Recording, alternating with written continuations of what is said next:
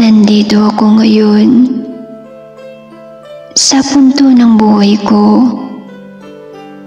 kung saan naiisip ng sumuko. Sumuko sapagkat litong-lito at bulong-gulo ng isipan ko.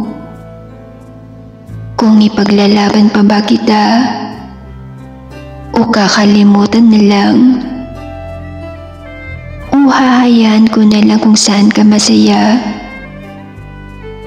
Gusto ko pa sanang lumaban pa,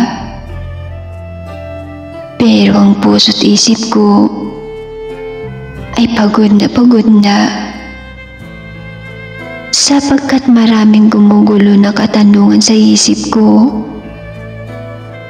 gaya ng bakit bigla ka nalang nagbago? Bakit bigla mo na lang akong iniwan? Iniwan mo ako sa gitna ng kawalan. Nag-iisip kung ano nga ba ang iyong dahilan. Oo, mahal kita. Mahal na mahal kita.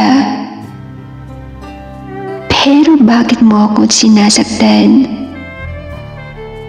Bakit lagi mo akong pinapaluha? At bakit puro pagdurusa ang aking nararanasan sa pagmamahal ang binuo nating dalawa? Akala ko ba mahal mo ako? Pero bakit mo dinudurog ang puso ko? Ano bang nagawang kasalanan sa'yo? Para saan ba? At pinapahirapan mo ako ng ganito? Ginawa ko naman lahat sa'yo, hindi ba? Minahal naman kita sa paraang gusto mo. Pero bakit iniwan mo pa rin ako sa dulo?